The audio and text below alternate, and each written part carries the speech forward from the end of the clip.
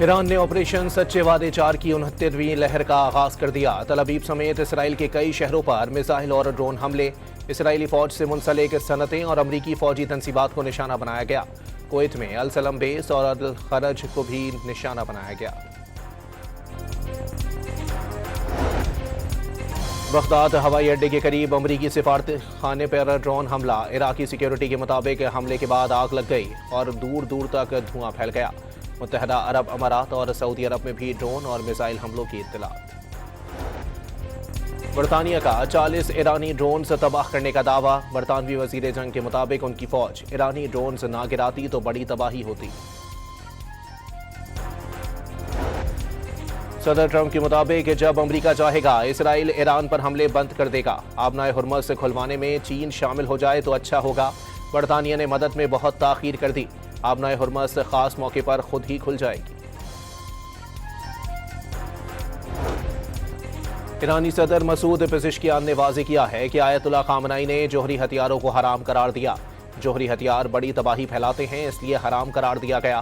ایران نے کبھی جوہری ہتھیار بنانے کی کوشش ہی نہیں کی۔ ایرانی وزیر خارجہ کی امریکہ اور اسرائیل کی جنگ بندی کے لیے مذاکرات کی پیشکش کی تصدیق۔ جارح ملک ایران کے خلاف وقت حاصل کرنا چاہتے ہیں۔ F-35 طیارے کو نشانہ بنائے جانے کے بعد دشمن پریشان ہو گیا، ایرانی میڈیا کی رپورٹ۔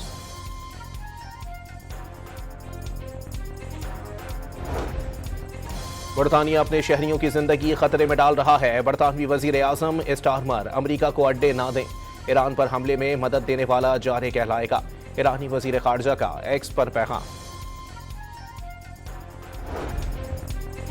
اسلامی انقلابی گارڈز نے کہا ہے کہ امریکی فوج مسلسل ناکام اور تھک رہی ہے۔ امریکی بحری بیڑے جیرالڈ کا میدان سے بھاگنا فوجی کمزوری قرار دے دیا۔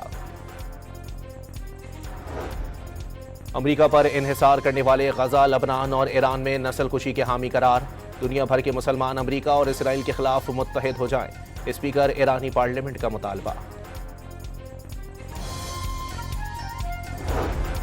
امارات میں ایرانی حملوں کی ویڈیوز شیئر کرنے پر 109 افراد گرفتار، اماراتی حکام کا سوشل میڈیا کے غلط استعمال پر زیرو ٹالرنس کا اعلان، کچھ افراد نے آرٹیفیشل انٹیلیجنس سے جعلی دھماکوں کی ویڈیوز جاری کی تھیں۔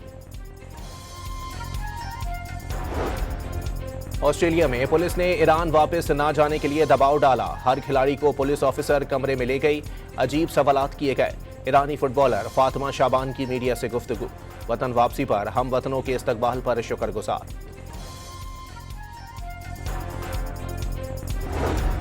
پیٹرول اور ڈیزل کی قیمتیں برقرار، مٹی کے تیل کی قیمت میں ایک بار پھر بڑا اضافہ، مٹی کا تیل 70 روپے 73 پیسے فی لیٹر مہنگا ہو گیا۔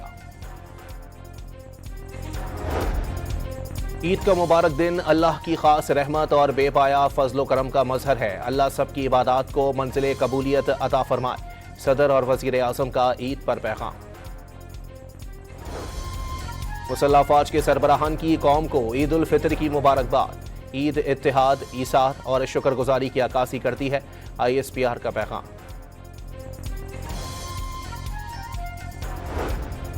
اور ملک بھر میں عید شاپنگ کے آخری لمحات، کراچی، لاہور اور اسلام آباد سمیت بڑے شہروں میں رات گئے تک خریداری۔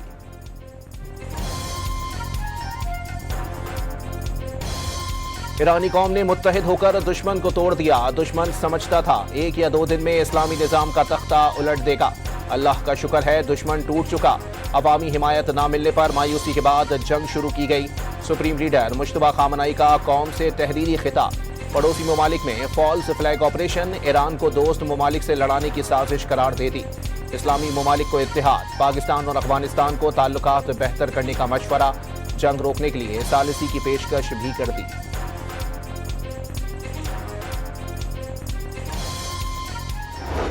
Set of leaders are all gone, and the next set of leaders are mostly gone, and now nobody wants to be a leader over there anymore. We're having a hard time. We want to talk to them, and there's nobody to talk to. We have nobody to talk to, and you know what? We like it that way.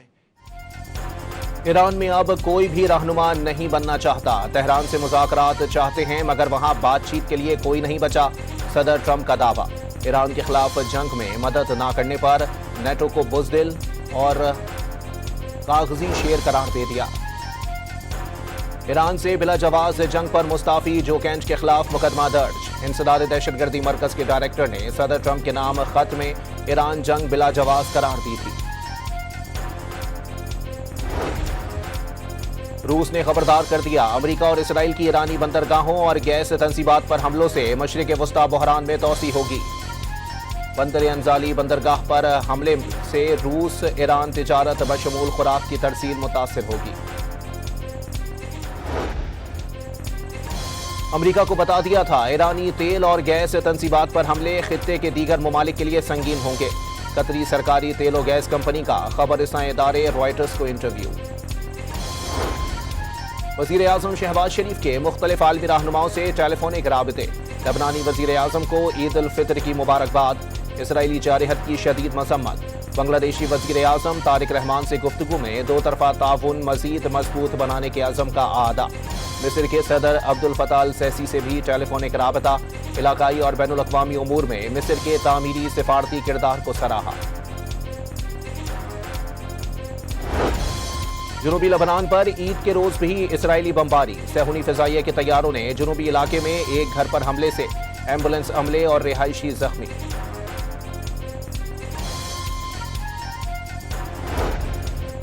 امریکہ اور اسرائیل کے مشترکہ حملوں نے ایران کو دفاعی صلاحیت اجاگر کر دی۔ آبنائے ہرمز کی بندش میں کامیابی اور خلیجی ممالک میں امریکی اڈوں پر حملے بہترین حکمت عملی ثابت ہوئی۔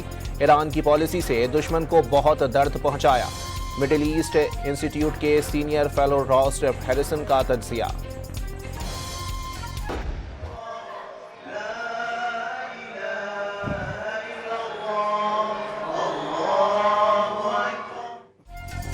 اسرائیلی حملوں سے تباہ غزہ میں دکھوں اور مشکلات کے سائے میں عید کی خوشیاں، ملبے سے گزر کر بچے اور بچیاں اور خواتین تاریخی العمری مسجد پہنچے۔ نماز کے بعد ایک دوسرے کو مبارکبادیں۔ اسرائیلی حملوں میں شہیدوں کے پیارے قبرستانوں میں جا پہنچے۔ ایران میں 2 پولیس اہلکاروں کے قتل میں ملوث 3 مجرمان کی سزائے موت برقرار۔ سزا پانے والوں میں ایرانی ریسلر صالح محمدی، مہدی قسیمی اور سعید داؤدی شامل۔ ایرانی سرکاری میڈیا نے جنوری کے مظاہروں میں گرفتار 3 افراد کے مقدمے کی ویڈیو بھی ریلیز کر دی۔ قطر ایئر لائن نے ڈرون حملوں کے ڈر سے تمام طیارے اسپین میں پارک کر دیے۔ 17 طیارے اسپین کے دور دراز علاقوں میں موجود یورپ کے سب سے بڑے پارکنگ ہب پر موجود۔ امریکہ کے شہر نیو یارک میں نماز عید کی ادائیگی، اسلامک مرکز میں شہریوں نے ایک دوسرے سے عید ملی۔ قطر اور ترکیہ کا مشرق وسطی میں فوری جنگ بندی کا مطالبہ۔ ترکیہ نے 2 ٹوک الفاظ میں جنگ کا ذمہ دار اسرائیل کو قرار دے دیا۔ قطر ایران کے ساتھ غلط فہمیوں کے خاتمے اور اعتماد سازی کا خواہش مند، مشترکہ جغرافیہ اور تاریخ کے حامل ہیں۔ خطے میں امن قائم ہونا چاہیے۔ قطری وزیر اعظم کی ترکیہ کے وزیر خارجہ کے ہمراہ پریس کانفرنس۔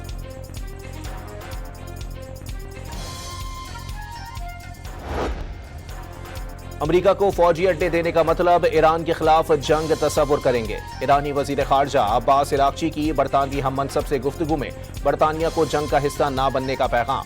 ایرانی وزیر خارجہ عباس عراقچی کا ایرانی توانائی انفراسٹرکچر کو ٹارگٹ نہ کرنے پر تیل اور گیس کے ذخائر کو نشانہ نہ بنانے کا اعلان، کسی بھی حملے کا پوری طاقت سے جواب دینے کا اعلان۔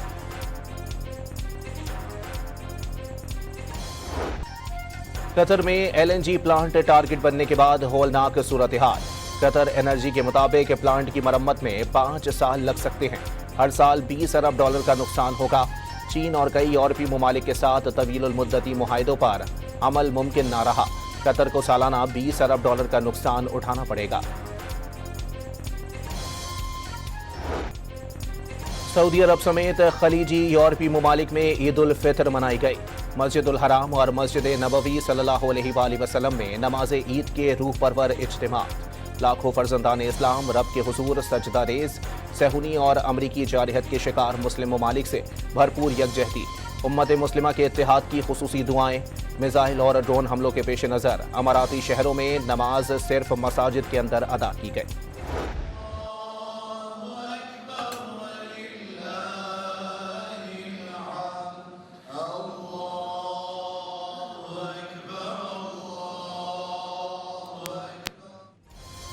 टोक्यो की मस्जिद मुसलमानों की बढ़ती तादाद के बाइस छोटी पड़ गई।